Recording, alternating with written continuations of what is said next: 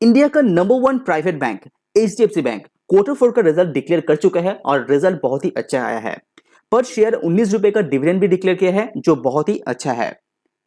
तो आज इस वीडियो के अंदर कुछ इंपॉर्टेंट पैरामीटर जो एचडीएफसी बैंक के ऊपर आपको नजर रखना चाहिए उस पैरामीटर के ऊपर हम लोग बात करेंगे। जैसे कि कंपनी का लोन बुक के अंदर किस तरह से ग्रोथ हो रहा है, कंपनी कहां कितना लोन बढ़ा है, कंपनी का जो नया ब्रांचेस है वो कितना खोला है, कंपनी का कस्टमर बढ़ रहा है या नहीं बढ़ रहा है, कंपनी का एसेट क्वालिटी यानी कि जो नॉन परफॉर्मिंग एसेट है उसका क्या सिचुएशन है, क्या बढ़ा है या कमा है, कितना रिस्क एचडीएफसी बैंक के ऊपर दिखाई दे रहा है। तो सारी कुछ बातें के ऊपर थोड़ा सा हम लोग डिस्कस करने की कोशिश करेंगे। तो चलिए शुरू करते हैं। तो सबसे पहले ब्रांचेस से शुरू करते हैं। ब्रांचेस से पता चलता है कि एचडीएफसी बैंक अपना जो कैपेसिटी है उसको इंक्रीज कर रहा है या नहीं। तो मैं आपको बता दूं कि एचडीएफसी बैंक क्वार्टर फोर में ही अकेला 638 ब्रांचेस यहां पे ऐड किया है।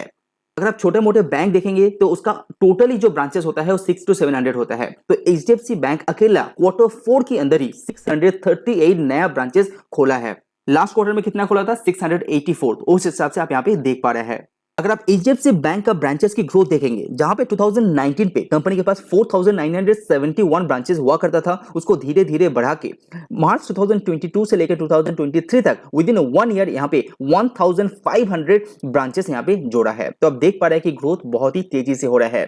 कस्टमर की बात करते हैं तो यहाँ पे 2019 पे जहां पे एचडीएफसी बैंक के साथ 49 मिलियन कस्टमर था, वो यहाँ पे बढ़ के 83 मिलियन में आ चुका है।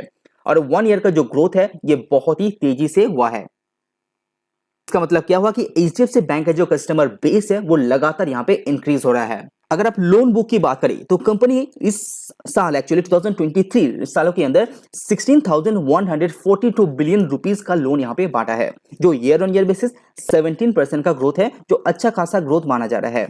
अगर एचडीएफसी बैंक का लोन को थोड़ा सा ब्रेकआउट करते हैं तो रिटेल लोन यहाँ पे जो ईयर ऑन ईयर बेसिस 19% का ग्रोथ दिखा है। तो रिटेल लोन यहाँ पे अच्छी तरीके से बढ़ा है, जिस तरह से होलसेल यहाँ पे नहीं बढ़ा है। कुछ महीनों पहले खबर आ रहा था कि एचडीएफसी बैंक होलसेल के ऊपर अच्छा खासा नजर दे रहा है, लेकिन रिजल्ट कुछ और कह रहा है क्योंकि जो रिटेल लोन है वहां पे 19% का ग्रोथ है एंड होलसेल जो लोन है वहां पे जस्ट 13% का ग्रोथ है। एचडीएफसी बैंक का रिटेल लोन की बात करें तो यहाँ पे 5300 बिलियन से बढ़ के 6300 बिलियन तक आ चुका है।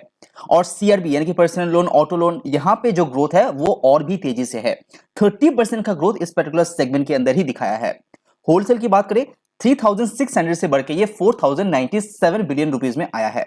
ये ग्रोथ बहुत अच्छा है। ओवरऑल 17% का ग्रोथ आपका लोन बुक के अंदर दिखाई दे रहा है। और पिछले 10 साल का जो लोन बुक का ग्रोथ है वो आप देखेंगे तो वो है 21%। दूसरे जितना भी बैंक है इतना ज्यादा ग्रोथ नहीं दिखाया है। तो इंडिया का number one private bank HDFC bank ने पिछले 10 सालों में एडवांसेस यानी कि लोन बुक के अंदर 21% का ग्रोथ दिखाया है। अगर लोन की डिपेंडेंसी देखते हैं तो 53% लोन रिटेल लोन कैटेगरी के अंदर आता है और 47% आपका होलसेल के अंदर आता है।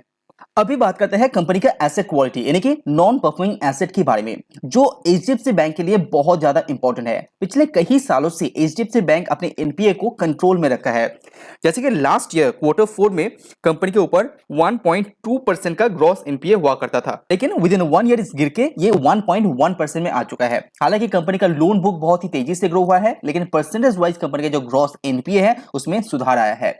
नेट एनपीए की बात करें तो अभी भी सेम पोजीशन में है। तो अमाउंट वाइज शायद ये बढ़ सकता है, लेकिन परसेंटेज वाइज अभी भी ये 0.3% है, जो इंडस्ट्री के अंदर सबसे कम है। तो एनपीए को एचडीएफसी बैंक बहुत ही अच्छी तरह से यहाँ पे मेंटेन करके रखा है। अगर आप होलसेल का जो ग्रॉस एनपीए है उसके ऊपर नजर डालते हैं तो वो है जस्ट 0.5%। तो होलसेल का ग्रॉस एनपीए बहुत ही अच्छा है। रिटेल की ग्रॉस एनपीए की बात करें तो जो 1.2% था लास्ट ईयर वो अभी गिर के 1% में आया है। तो एचडीएफसी बैंक पिछले 10-15 सालों से अच्छा काम कर रहा है और ऐसा माना जा रहा है कि आगे भी चल के 10 या 15 साल अच्छा काम करेगा। रिसेंटली जो पैंडेमिक आ रहा है वर्ल्ड मार्केट में, वहां पे छोटे मोटे बैंक को ज्यादा दिक्कत फेस करना पड़ रहा है, लेकिन बड़े बड़े बैंक उससे फायदा ले रहे हैं क्योंकि सिक्योर जहां पे मिलता है, रिटेल इन्वेस्टर ज्यादातर वहीं पे जाना पसंद करते हैं end of the day. HDFC bank का जो लॉन्ग टर्म का एम है यहाँ पे 2032 तक कार्बन न्यूट्रल भी होने वाला है और जो वुमेन्स एम्प्लॉय है उसको 25% तक ले जाने का लक्ष्य रखा है 2025 तक। लॉन्ग टर्म विजन के अनुसार एचडीएफसी बैंक के अंदर आप जरूर निवेश कर सकते हैं और एचडीएफसी बैंक जैसे कंपनी आपका पोर्टफोलियो के अंदर एक बैलेंस क्रिएट करता है। दूसरा शेयर उतना ऊपर नीचे होता है तो एचडीएफसी बैंक जैसे शेयर आपका जो रिटर्न है उसको बैलेंस आउट करने में मदद करता है। तो अगर वीडियो आपको पसंद है तो लाइक जरूर कीजिए। आज वीडियो में इतना ही। सी यू ऑन नेक्स्ट वीडियो।